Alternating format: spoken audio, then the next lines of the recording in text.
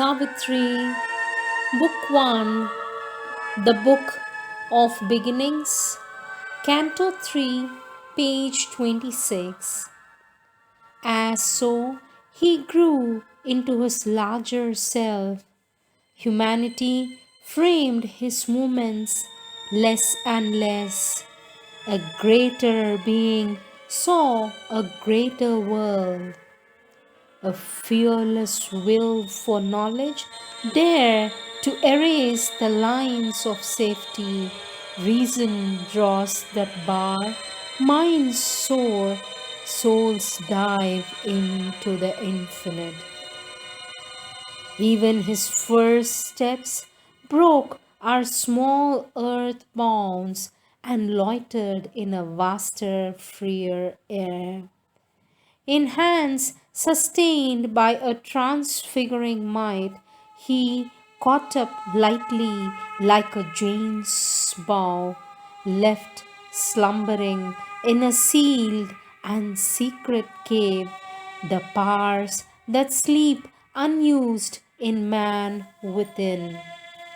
He made of miracle a normal act and turned to a common part of the divine works, magnificently natural at this height, efforts that would shatter the strength of mortal hearts, pursued in a royalty of mighty ease, aims too sublime for nature's daily will.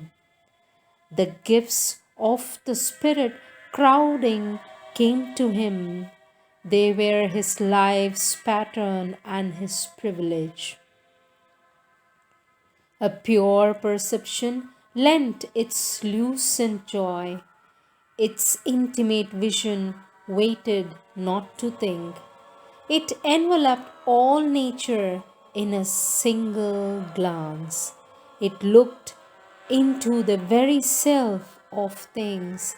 Deceived no more by form, he saw the soul. In beings, it knew what lurked to them unknown. It seized the idea in mind, the wish in the heart. It plucked out from grey folds of secrecy the motives which from their own sight men hide. He felt the beating life in other men invade him with their happiness and their grief, their love, their anger, their unspoken hopes entered in currents or in pouring waves into the immobile ocean of his calm. He heard the inspired sound of his own thoughts re-echoed in the vault of other minds.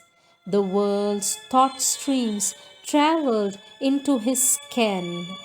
His inner self grew near to other selves and bore a kingship's weight, a common tie, yet stood untouched, king of itself, alone.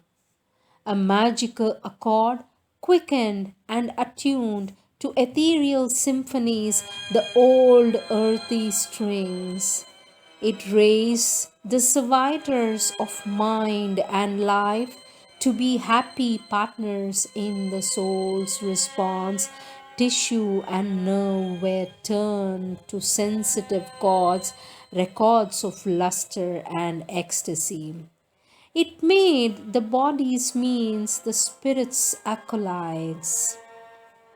A heavenlier function with a finer mode lit with its grace man's outward earthliness.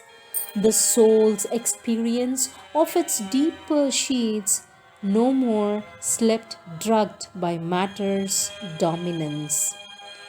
In the dead wall, closing us from wider self into a secrecy of apparent sleep, the mystic track beyond our waking thoughts, a door parted, built in by matter's force, releasing things unseized by earthly sense. A world unseen, unknown by outer mind appeared in the silent spaces of the soul.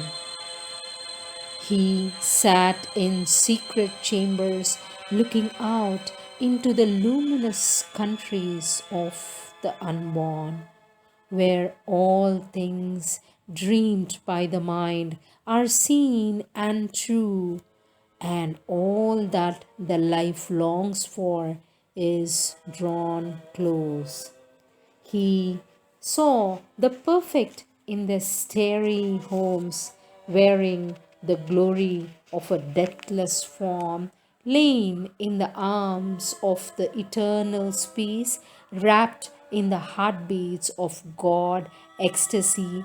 He lived in the mystic space where thought is born and will is nursed by an ethereal power and fed on the white milk of the eternal strength till it grows into the likeness of a god. In the witnesses' occult rooms with mind built walls, on hidden interiors, lurking passages, open the windows of the inner sight. He owned the house of undivided time, lifting the heavy curtain of the flush.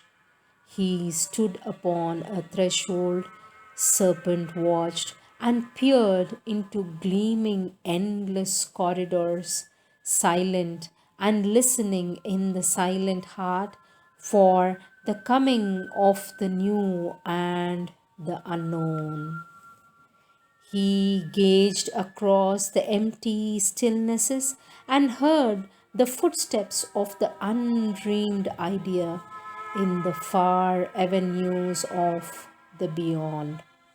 He heard the secret voice, the word that knows, and saw the secret face that is our own. The inner planes uncovered their crystal doors. Strange powers and influences touched his life.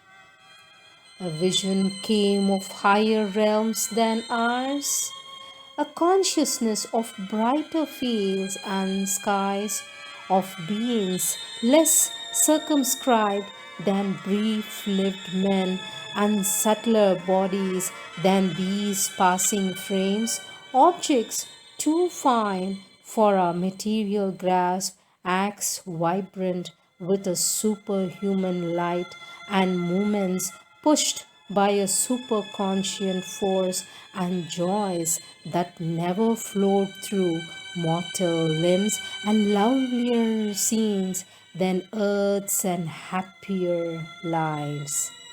A consciousness of beauty and of bliss, a knowledge which became what it perceived, replaced the separated sense and heart, and drew all nature into its embrace.